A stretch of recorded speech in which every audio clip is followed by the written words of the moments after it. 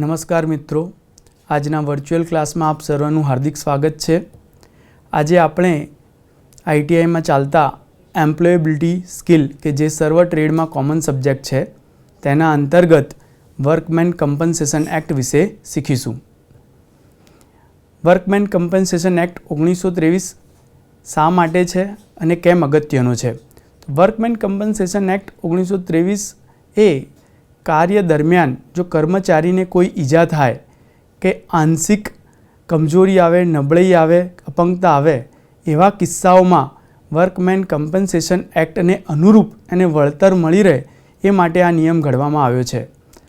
આપણે પહેલાંના સબ્જેક્ટમાં occupation safety અને હેલ્થ શીખી ગયા છીએ કે કામ કરતી વખતે ઘણી વખત એવી હેઝાર્ડ્સ બનતી હોય છે કે જેના લીધે કર્મચારીને નુકસાન થાય છે। તો સરકાર દ્વારા 1923માં આ એક્ટ ઘડવામાં આવ્યો છે। એનું હવે આપણે સ્લાઇડમાં જોઈશું કે 1 જુલાઈ 1924થી આ કાયદો અમલમાં મૂકવામાં આવ્યો હતો। ફેક્ટરી કે અન્ય સંસ્થાઓમાં કામ દરમિયાન અકસ્માત વખતે પૂરેપૂરું વળતર મળી રહે એના માટે આ કાયદો ઘડવામાં આવ્યો છે। કોઈ પણ કાયદો હોય તો એની મુખ્ય બે પરિભાષા હોય છે। એક તો એ ક્યાં લાગુ પડશે અને બીજો કે એ ક્યાં કઈ રીતે એપ્લિકેબલ કરવામાં આવશે। તો આપણે આ કાયદાની એપ્લિકેબિલિટી જોઈશું। લાગુકરણ એટલે કે એપ્લિકેબિલિટી। લાગુકરણમાં કર્મચારીનો હોદ્દો કે એનો પગાર ધ્યાને લેવામાં આવતો નથી। એ સીધી નોકરીમાં લાગ્યો હોય એટલે કે ઓન રોલ કાં તો પેરોલ હોય અથવા તો કોન્ટ્રાક્ટમાં હોય એ પણ જોવામાં આવતું નથી। કોઈ પણ કર્મચારીને જો વિદેશમાં પણ કામ કરવા મોકલવામાં આવ્યો હોય એની કંપની દ્વારા તો આ કાયદો લાગુ પડે છે। એટલે કે સમગ્ર દેશમાં આ કાયદો લાગુ પડશે। જે હોદ્દા અને પગારને ધ્યાનમાં લેતો નથી, સીધા લાગ્યા છો કે કોન્ટ્રાક્ટ દ્વારા લાગ્યા છો એ એમાં જોવામાં આવ્યું નથી। દેશમાં તમે કામ કરી રહ્યા છો કે વિદેશમાં તમે કામ કરી રહ્યા છો એ પણ આમાં જોવામાં આવતું નથી। માલિકની જવાબદારીઓ એમ્પ્લોયર્સ લાયબિલિટીઝ। કોઈ પણ કાયદો હોય તો એમાં વળતર ચૂકવવાની લાયબિલિટીઝ માલિક એટલે કે ઓનરની રહેલી હોય છે। આ માટે જનરલી એમ્પ્લોયર દ્વારા સેફટી માટે ઘણા ખરા પેરામીટર્સ જોવામાં આવે છે અને ધ્યાન રાખવામાં આવે છે કે કોઈ પણ આવી આકસ્મિક ઘટનાઓ કે દુર્ઘટનાઓ બને નહીં। પણ એમ છતાં પણ જો કોઈ આવી ઘટના કે દુર્ઘટના બને છે તો કર્મચારીને જે કોઈ પણ વળતર આપવાનું હોય છે એની જવાબદારી માલિકની રહેલી હોય છે। પહેલું છે અકસ્માત કાં તો ઈજા વખતે કોઈ સીધો કોન્ટેક્ટ હોય એટલે કે જો કામ કરતા હોય તમે ધારો કે આપણે લેથ મશીન ઉપર કામ કરી રહ્યા છીએ અને લેથ મશીનમાં આપણને વાગી જાય છે, આપણે ડ્રિલિંગ મશીન ઉપર કામ કરી રહ્યા છીએ અને ડ્રિલ કરતી વખતે આપણને વાગી જાય છે, આપણે સીએનસી મશીન ઉપર કામ કરી રહ્યા છીએ કાં તો આપણે નાનામાં નાની હથોડી લઈને કોઈ ખીલ્લી ટાંકી રહ્યા છીએ અને આપણને હથોડી જેવો કોઈ ઓજાર વાગી જાય છે એટલે કે કામ કરતી વખતે વ્યક્તિગત ઈજા થાય છે તો આ બાબતે પૂરેપૂરી જવાબદારી એમ્પ્લોયર્સની રહેશે અને એમ્પ્લોયરે આ પરિસ્થિતિમાં કર્મચારીને વળતર ચૂકવવાનું રહેશે। બીજું છે રોજગારના સમય દરમિયાન થયેલી ઈજા કે દુર્ઘટના। હવે કામકાજના સમય ફિક્સ હોય છે, પહેલી શિફ્ટ, બીજી શિફ્ટ, ત્રીજી શિફ્ટ।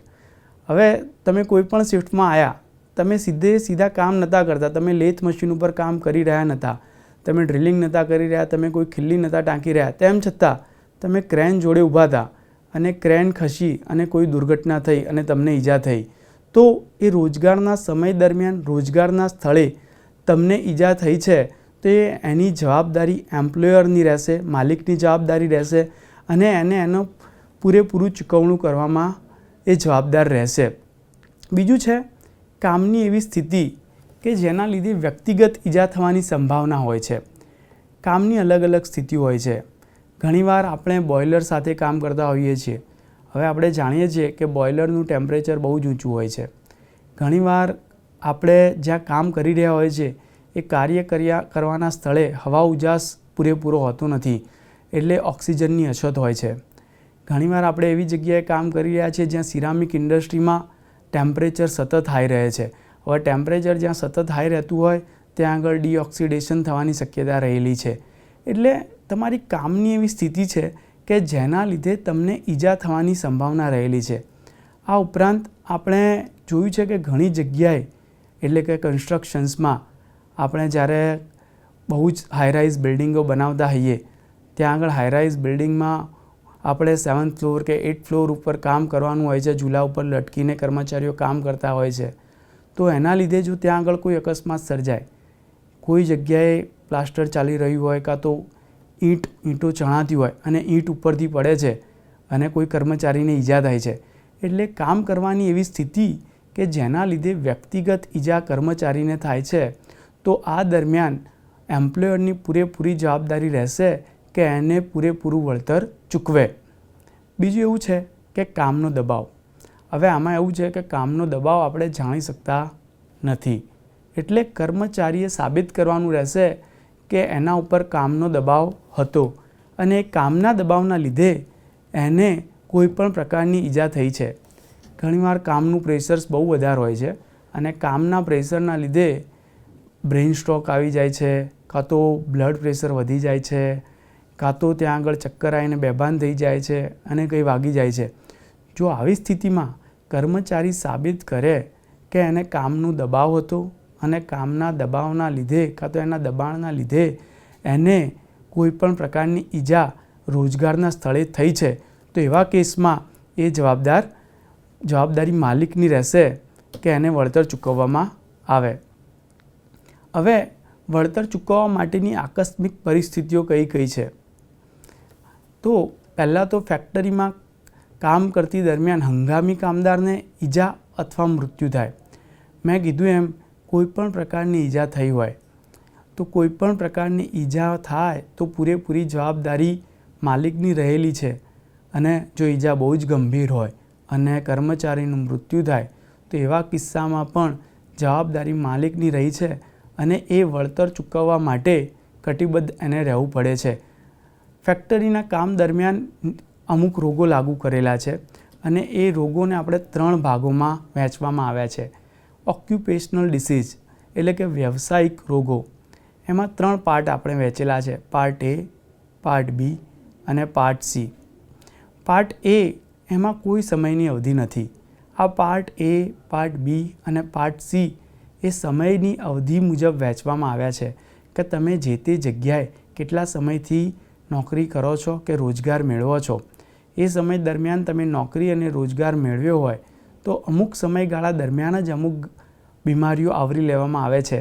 જો ડે 1થી તમને એ બીમારી થાય તો તમને એ બીમારી ગણવામાં, એટલે કે કંપનીનો માલિક એ બીમારી માટે એકાઉન્ટેબલ છે નહીં. પાર્ટ એ, આમાં દર્શાવેલા રોગો માટે કોઈ સમયની અવધિ નથી. તમને ગમે ત્યારે આ રોગ થાય તો એ વ્યવસાયિક રોગ માટે એમ્પ્લોયર પૂરેપૂરો જવાબદાર છે અને એને વળતર આપવું પડે છે. પાર્ટ બીમાં તમે કર્મચારી તરીકે ઓછામાં ઓછા 6 મહિના સુધી ત્યાં કામગીરી કરેલી હોવી જોઈએ. જો તમે એ જગ્યાએ 6 મહિનાથી વધારે કામ કર્યું હશે તો જ પાર્ટ બીમાં દર્શાવેલા કોઈપણ વ્યવસાયિક રોગ માટે તમને વળતર ચૂકવવા માટે એમ્પ્લોયર એટલે કે માલિક જવાબદાર છે.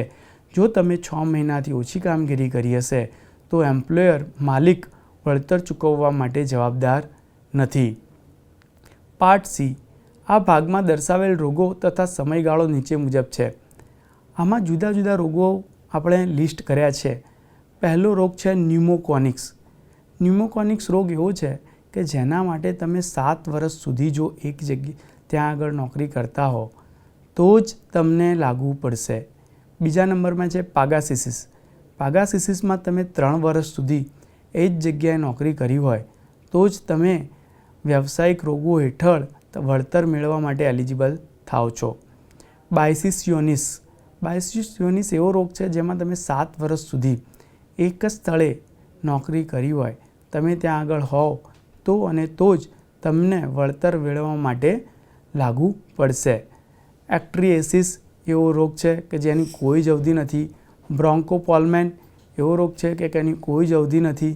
તમે ગમે ત્યારે ત્યાં આગળ હોવ, વ્યવસાયિક રોગ જો તમને લાગુ પડે તો તમે એમ્પ્લોયરને પૂરેપૂરી રીતે વળતર ચૂકવવા માટે જવાબદાર ઠેરવી શકો છો. એટલે આમ આપણે જોઈએ તો વ્યવસાયિક રોગોને 3 ભાગમાં વહેંચવામાં આવ્યા છે, પાર્ટ એ, પાર્ટ બી અને પાર્ટ સી.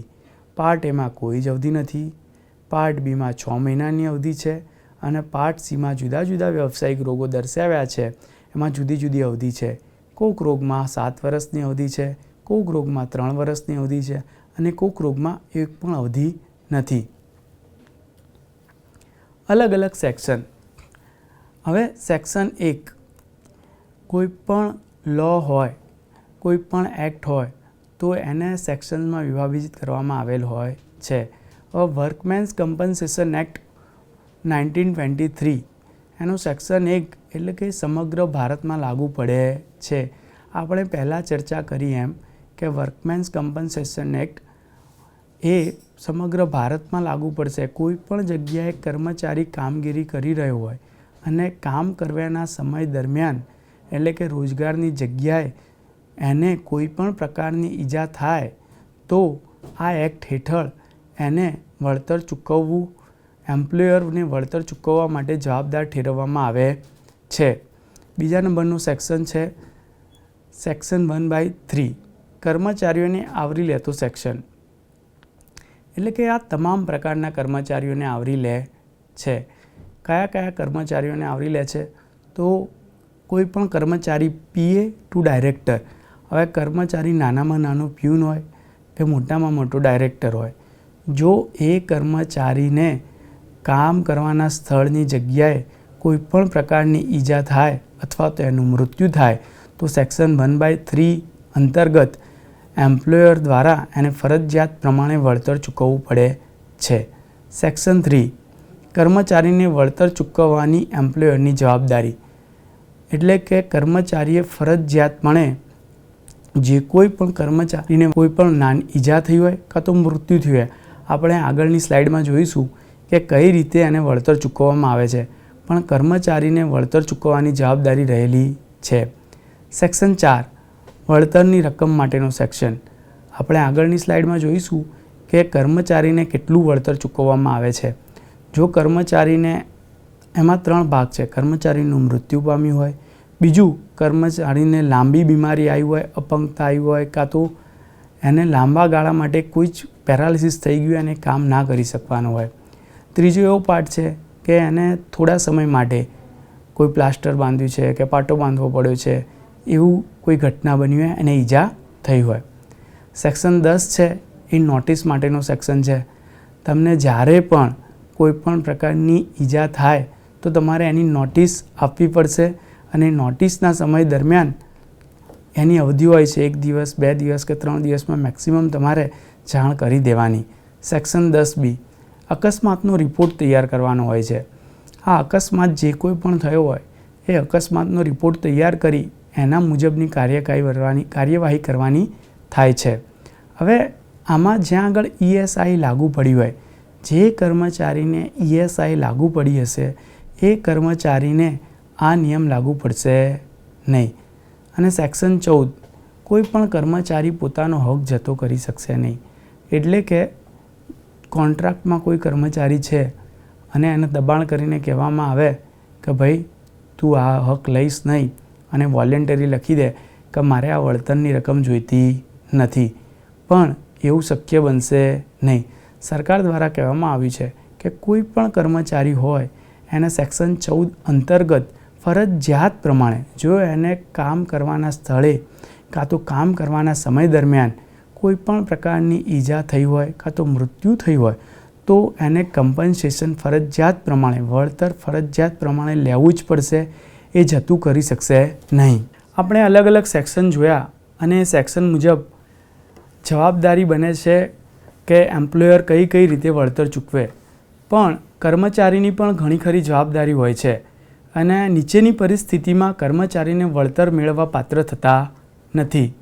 પહેલું આપણે નોટિસનો સેક્શન જોયો હતો, એ નોટિસ આપવી પડે છે.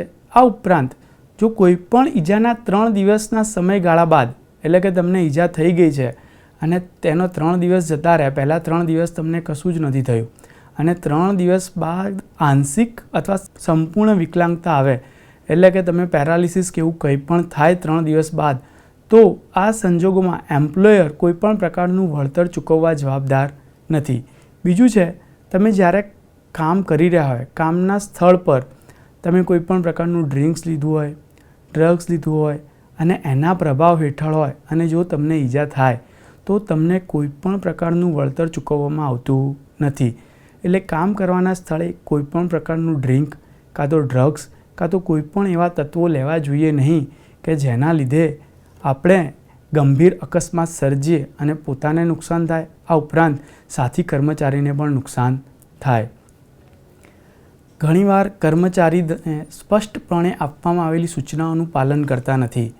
ઘણીવાર સેફ્ટી હેલ્મેટ, સેફ્ટી શૂઝ એ પહેરવાનું વારંવાર સૂચના આપવામાં આવી હોય છે કે એ પહેરીને જ તમારે કાર્યના સ્થળે જવું. અને ઘણી જગ્યાએ અમુક બાઉન્ડ્રી હોય છે કે આનાથી આગળ તમારે જવું નહીં, આ મશીનને આટલા ફૂટ દૂર રહેવું, આ મશીનને આ રીતે ઓપરેટ કરવું, SOP બનાવેલી હોય છે. પણ કર્મચારી દ્વારા જાણી જોઈને એ SOPને ફોલો કરવામાં આવે નહીં અને આવા સંજોગોમાં જો કર્મચારીને કોઈ પણ ઈજા થાય છે તો ત્યારે એમ્પ્લોયર એટલે કે માલિક વળતર ચૂકવવા જવાબદાર નથી. હવે આપણે જોઈશું કે વળતરની રકમ કઈ રીતે ગણવામાં આવે છે અને કેટલું વળતર મળે છે. જ્યારે કર્મચારીનું મૃત્યુ થાય છે, જો કર્મચારીનું મૃત્યુ થાય તો એના માસિક વેતનના 50% રૂપિયા એને સંબંધિત પરિબળ. હવે સંબંધિત પરિબળ એ આપણે એક આખું સેક્શન છે, એ સેક્શનમાં અલગ અલગ પોઈન્ટ આપ્યા હોય છે, એમાં ગુણવાના હોય છે કે નોકરીના વર્ષ કેટલા થયા હતા, એની ઉંમર કેટલી હતી અને એ સમયે એને એ પરિબળ સાથે ગુણી જો એ 80,000 રૂપિયાથી વધારે થતું હોય તો એ આપવાના અને જો 80,000 રૂપિયાથી ઓછા થતા હોય તો એને 80,000 રૂપિયા ચૂકવવાના થાય છે. એટલે કે જો કર્મચારીનું મૃત્યુ થાય તો મૃત્યુના કેસમાં વેતનના 50%ને સંબંધિત પરિબળ સાથે ગુણી આપવાના પૈસા થાય છે. જો એ 80,000થી વધારે હોય તો એ આપવાના અને જો એ રકમ 80,000થી ઓછી હોય તો 80,000 રૂપિયા આપવાના થાય છે. હવે ઈજાના કારણે કાયમી સંપૂર્ણ અપંગતા આવે છે, તમને પેરાલિસિસ થઈ જાય છે અને એ કાયમી છે અને એમાં તમે કશું જ કરી શકવાના નથી. હવે તો માસિક વેતનના 60%ને મૃત્યુના કેસમાં 50% હતા, અપંગતાના કેસમાં 60% છે. 60%ને સંબંધિત પરિબળનું આખું કોષ્ટક છે, એની સાથે ગુણાકાર કરવાનું અને જો 90,000 રૂપિયા એટલે કે 90,000 રૂપિયાથી ઓછા થતા હોય તો 90,000 રૂપિયા આપવાના અને 90,000 રૂપિયાથી વધારે રકમ થતી હોય તો એ વધારે રકમ ચૂકવવાની રહેશે. કામ ચલાઉ અપંગતા એટલે કે થોડા ટાઈમ માટે તમને પેરાલિસિસ થયું હોય કે કંઈ વાગ્યું કર્યું હોય અને તમારે બેડ રેસ્ટ લેવાનો હોય તો આવા કિસ્સામાં કામદારને અર્ધમાસિક પગાર ચૂકવવામાં આવે છે. સેક્શન 14 મુજબ કોઈ પણ કર્મચારી, મેં પહેલાં પણ કહ્યું છે કે આ જે પૈસા મળે છે 80,000 રૂપિયા કાં તો તેથી વધારે એ રકમ, 90,000 રૂપિયા કાં તો તેનાથી વધારે રકમ થતી હોય તો એ રકમ કોઈ પણ કર્મચારી જતી કરી શકશે નહીં. એ કોઈ પણ કર્મચારી હોય, નાનામાં નાનો કર્મચારી, કોન્ટ્રાક્ટ ઉપર હોય કે સીધો ઓનરોલ પેરોલ લાગ્યો હોય, પેરોલ ઉપરનો કર્મચારી હોય, એને એ હક જતો કરી શકાશે નહીં. હવે આપણે આ લેક્ચરમાં શું શીખ્યા અને આ લેક્ચર કઈ રીતે આપણને કામ આવી શકે? તો મિત્રો, આપણે જ્યારે કાર્યના સ્થળે જઈએ છીએ, આપણે રોજગારી મેળવીએ છીએ અને નોકરી કરવાના સ્થળે જતા આવીએ ત્યાં આગળ પહેલાં તો આપણે ધ્યાન રાખવું જોઈએ કે આપણને કોઈ પણ પ્રકારની ઈજા થાય નહીં. કંપની દ્વારા જે કોઈ પણ સેફ્ટી સ્ટાન્ડર્ડ્સ અને SOP ફાળવી હોય એનું ચુસ્તપણે પાલન કરવું જોઈએ. ઉપરાંત આપણે નોકરી કરવાના સ્થળે કોઈ પણ પ્રકારના ડ્રિંક, કોઈ પણ પ્રકારના ડ્રગ્સ કાર્યના સ્થળે અને કાર્યના સ્થળ પછી પણ મારા મતે તો લેવા જોઈએ નહીં, જેથી કરીને કોઈ ગંભીર અકસ્માત થાય નહીં. પણ જો આવી તકેદારી રાખ્યા પછી પણ ગંભીર અકસ્માત થાય છે, કોઈ પણ અકસ્માત થાય છે તો તમે આ કાયદો જાણતા હોવ તો આ કાયદા મુજબ તમે તમારા એમ્પ્લોયર માલિકને કહી શકો છો કે વર્કમેન કમ્પન્સેશન એક્ટ 1923 છે કે 1923ના જે પણ વળતર આપવાનું થાય છે એ કાયદા મુજબ મને પૂરેપૂરું વળતર ચૂકવો અને એ વળતર તમે મેળવી શકો છો. એમાં તમારે જોઈ લેવાનું કે કોઈ તમારો સાથી કર્મચારી હોય કે તમે પોતે હો, એને આંશિક બીમારી છે, અપંગતા, સંપૂર્ણ અપંગતા આવી ગઈ છે કાં તો આંશિક અપંગતા છે, કઈ રીતની એની અપંગતા છે એના આધારે વળતર ચૂકવવામાં આવે છે. આપણે વાત કરી એમ, જો મૃત્યુ પામે તો 50% રકમ એના માસિક પગારની સાથે પરિબળ સાથે ગુણીને 80,000 કે તેથી વધી રકમ જે થાય એ મેળવવા પાત્ર છે. અને જો સંપૂર્ણ પેરાલિસિસ થઈ ગયું હોય તો એના પગારની 60% રકમને પરિબળ સાથે ગુણીને 90,000 અથવા તેનાથી વધારે જે રકમ થાય છે એ ચૂકવવા પાત્ર છે. હવે જો આપણે એક્ઝામ ઓરિએન્ટેડ જોઈએ તો MCQ આપણે પૂછાય છે કે વર્કમેન કમ્પન્સેશન એક્ટ ક્યારે આવ્યો? તો એ 1923માં આવ્યો, લાગુ પડે, બરાબર છે. અને 1924માં એને લાગુ કરવામાં આવ્યો હતો. MCQમાં એમ પણ પૂછાય છે કે વર્કમેન કમ્પન્સેશન એક્ટ ક્યારે લાગુ નહીં પડે?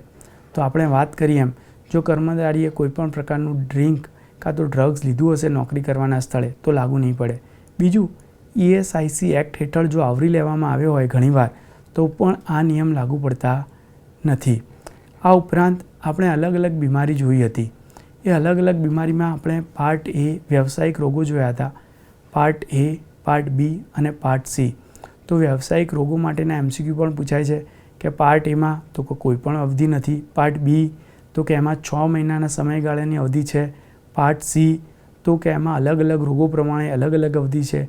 ઘણા રોગો છે એમાં 7 વર્ષની અવધિ છે, ઘણા રોગો છે એમાં 3 વર્ષની અવધિ છે. અને એ પ્રમાણે તમારે જુદા જુદા MCQ પૂછાય છે. મિત્રો, આભાર. Thank you.